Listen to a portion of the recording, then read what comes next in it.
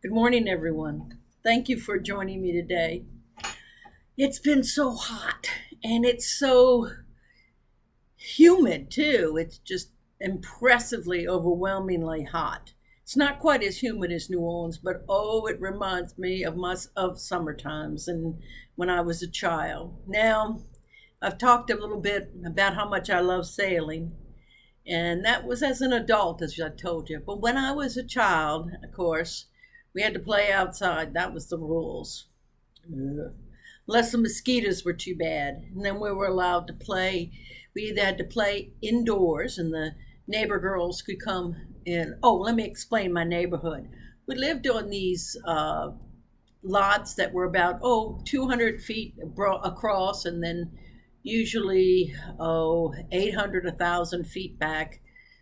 I don't know how big it was, but we lived on just under 2 acres of land, but it was only about 250 feet in the front, and it was all lined up along the highway. And that was because, as I told you, it was sort of a rural area back then. And the neighbor family had two girls who were Betsy, my younger sister Betsy, who's 3 years younger than I am. Uh, they had two neighbor girls who were about our same age. I think we were all within about 3 to 4 years of each other. So we all played together as children.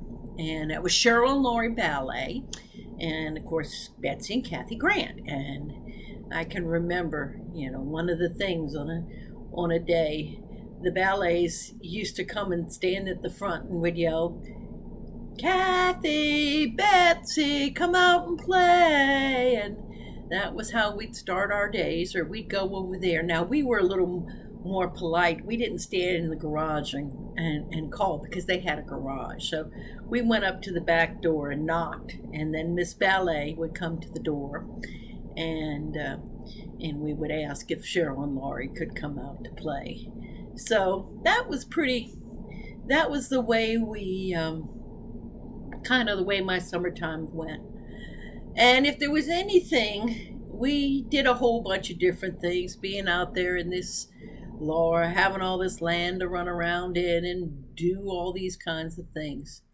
But one of the things that stayed with me probably my whole childhood was I wanted a pony. Oh, I wanted a pony, and then when I was too old to want a pony, I wanted a horse. As a matter of fact, last year I bought this book on horses. It's a wonderful book, and actually, really appreciate it now because look at the great drawings in this book. Those are a couple of Belgians, and I learned all about the different breeds of horses. Let me show you. Maybe I could show you another one because all the color drawings are really, really good. This was one of my favorite pictures. This is a Lipizan. Can you see it? Yes, the Lipizans, the famous Austrian horses in the Spanish Riding Academy, who were so beautiful in battle. Anyway, I read this book when it was in the library when I was a kid. And I have to admit that I checked it out dozens of times. The library was close enough that once I was old enough to cross the street by myself, we could all walk to the library. Of course, Cheryl was a little older, and we would walk to the library, and that was a good place to go in the summertime, because after all, it was air conditioned, and we would get books, and we would read books, and I would read, and we would read. We probably read everything under horses in the old card catalog. You remember card catalogs, don't you? Yeah, it's kind of funny. I don't think the younger generation are going to know what card catalogs are. I think that they look it all up using computers now. But it was very interesting. Everything under horses, if it was there, I read it, and it was just a passion of mine. It started young too. I remember when I was about 4 or 5 or 6. We so wanted horses. We used to take weeds called we called them milkweeds, but what I don't know what they're called up here You must have them. But they would dry into sort of a very lightweight with a milky foam inside, with a foam inside, a white foam inside. And if you cut them and dried them, they would get pretty reasonably firm.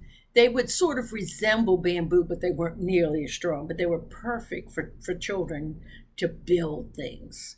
So we would build our fences for our ponies. That I was sure Mom and Dad would get me a pony if only they could.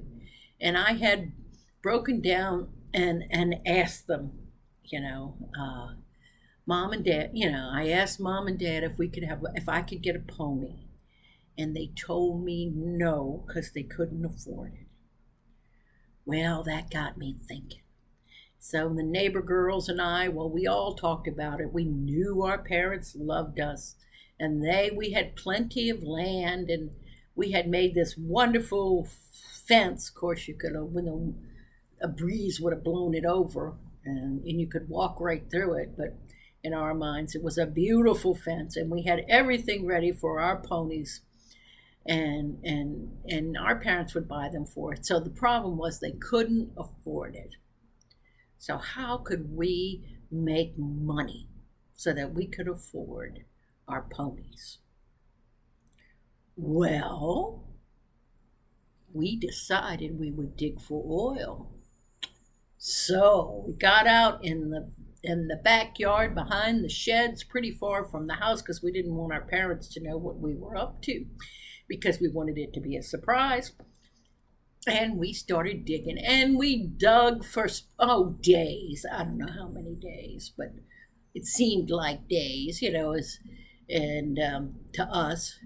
And we dug a nice hole, probably about 3 feet deep. Well, you only have to go 3 feet is quite remarkable for kids our age. We did work at it probably a whole week, digging at it a little bit, going off and playing, and we'd hit oyster shells and things people had thrown out, that was kind of interesting.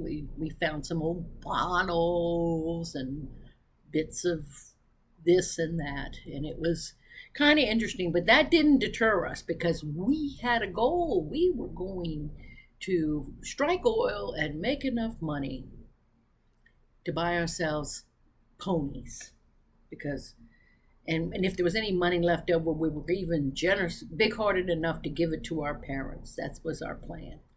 So finally, it was summertime, so it was probably about 2.5 feet down, maybe not. I don't know that we got to a whole 3 feet. 2.5 feet down, the mud began to get dark and wet, and oil. We had hit oil, and there was this black water liquid down there, and we went ahead and we got containers. We could find like Coke bottles, and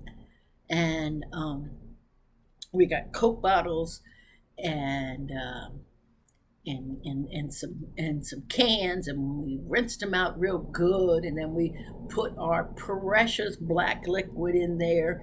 And we were doing that when my brother Bill is my older brother. He is about 10 years, no, Bill's only 8 years older than I am. And Bill came by and he said, "What are y'all doing?" And we told him, "Oh, Bill, we hit oil. We're so excited. We need your help, Bill. I'm so glad you came along, because we need your help. We've been digging for oil, and we struck oil, and now we need to go and go take it we need to go take it to the gas station and sell it. But we can't go to the gas station because none of us are allowed to cross the road. So could you come with us and we can take our oil to the gas station, and we can sell it and get money and buy our ponies?" And Bill laughed. Well, Bill tried to reason with us. You can't. I don't think that's oil you hit. I don't think it's oil. To dig, you have to dig deep, deep, deep. And we go, "Oh, but look how deep this hole is. This hole is so deep." And you have to go through rock and everything. Well, we pulled out a couple of oyster shells to show him. We dug through those. I mean, come on, come on. And then he said, well, oil is greasy. This, oh yeah, look how it smears. Well, smears is not the same thing. He said, I think this is water. No, it can't be water. It's got to be oil. I think I think it's just water. And lo and behold, we had hit the water table, which is not that deep in Louisiana. And doesn't take that long to hit the water table. And so, when he proved to us, he went and got some, bless his heart, he went through a whole lot of trouble. And he went and got some real oil, and he compared it to our oil, and and then he got muddy water, and lo and behold, we had just hit muddy water. We were crushed. Our dreams of getting a pony by striking it rich in our backyards by finding oil were crushed. So of course we didn't give up on wanting a pony. We just started trying to figure out other ways. But we sure did pretend. Oh, the hours we pretended we had ponies. And we all had to have different colors. We couldn't have the same color ponies. You know how it is when you got friends. And I was very annoyed because Lori, who always kind of talked first, she snapped up the golden palomino. And I didn't like that because I wanted a golden palomino because, I used to watch Trigger. And then I decided, well, a white horse, like the one the Lone Ranger rode, that would be all right. And it was like the Lipizans, that I'd seen in the book that I'd only just probably gotten for the first time because I was pretty young. And all I did was I read a little bit, but I thought that would be nice. I would have a white horse. And my little sister Betsy, she wanted a paint horse, just like the one that little Joe rode on Bonanza. You remember that? That black and I think he had a black and white or a brown and white paint horse. And I don't remember what Cheryl one had. Maybe she had a solid black horse. Because later on, when we got older, we would read some stories about horses. Oh, the Walter Farley stories. I could talk about those when I discovered them. Oh, the Walter Farley stories became a very important part of my childhood experience, let me tell you. And my love of horses continued as I grew old enough to be able to read books. And anything that had horses in it, I would order, I would buy. I would not buy, but I'd check it out from the library. And when I got old enough to read books that had more words than pictures, I started reading the books by Walter Farley. If you know Walter Farley, he's the one who wrote the Black Stallion, and some of you may have seen. They made it into actually a pretty good movie. A movie that's fairly faithful to the book, The Black Stallion, and Mickey Rooney was in it, but it's a story of a boy who gets shipwrecked on an island. The only other thing there is this big, wild, black Arabian stallion, and he was on the ship, and the boy had helped save him, and the horse helped save the boy, and the boy helped save the horse. I could tell you that whole story because I probably still have that part of the story memorized by heart. Actually, I had a young adult version of that part of the story about Alec Ramsey and the Black Stallion. And there were other books by Walter Farley that we read. The Island Stallion, that was about a big red horse. And it was just, those summer days when I was wanting a horse. Well, finally, a friend of my mother's who worked at the nursing home where she did, he was the head engineer, and Mom was the director of nurses at a place very similar to the Hermitage, and Mr. Sizemore, and Cy Sizemore is what they called him, and he bought some horse ponies. He had a little business where he would rent them out for parties, with a saddle, and then he would also he had a little surrey, and he would take them for rides. And I remember how thrilled I was. I guess I was about 7, 8 at that time, because Betsy was about 6 when Mr. Sizemore. This was still about the age when we were trying to dig, when we had recently had our great disappointment of not finding oil in the backyard. And Mr. Sizemore got a couple of ponies. I remember he had a black and white one named Jody. That was the one I remember the best. And we would go, and when we would go, because he kept him in some fenced land in the woods behind. He kept him in the land right behind the nursing home, and he must have rented it or something. And so we would love to go over to Willowwood. That was the name of the nursing home, with Mom, because we got to go pet the horses, and we'd go pet Jody. And for a while he had a solid brown horse too, but I don't remember too much about that one, because Jody was the one that I rode the most. He would put the saddle on, and we'd walk around. He'd lead us around the ring, and I can remember being so proud because I got to guide the horse one day, and it was really wonderful. Well, he also had a little surrey, a surrey with the fringe on top. And he had a little surrey with the fringe on top. And what he would do with that was he would hook Jody up to that, and he would rent it out to children's parties. And he'd show up there, and he'd take everybody for a surrey ride. Well, one day he took Betsy and I for a ride on the surrey, and we had such a wonderful time. He took us all the way, long ride. It was probably almost a mile. I don't know how long it was, but he took us on what seemed like a very long ride, and we went to the Frost Top. Do you remember the Frost Tops? The drive-in hamburger places, the one that had the big mug of frosty beer turning on the top, sitting up there, and it would spin.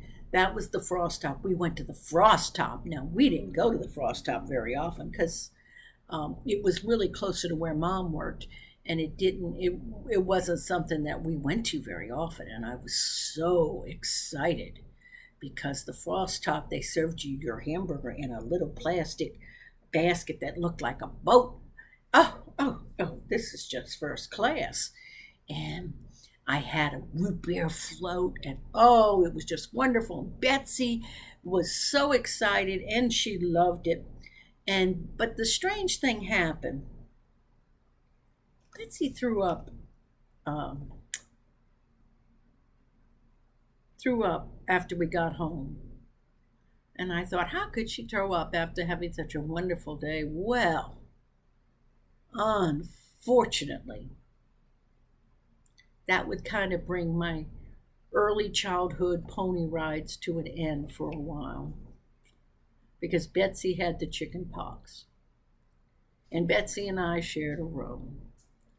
And I got the chicken pox too, but I only had 1 or 2 little chicken pox right on the top of my head. And, 1 or 2 you kind of had to look for. But Betsy, poor Betsy, she had the chicken pox all over. Well, we had to stay home. We couldn't go out and play. I don't know. I think it took 2 weeks. It was absolutely terrible. But I didn't have it nearly so bad as poor Betsy did. All those chicken pox. And unfortunately, by the time Betsy and I got better and we got back, Mr. Sizemore had sold his ponies.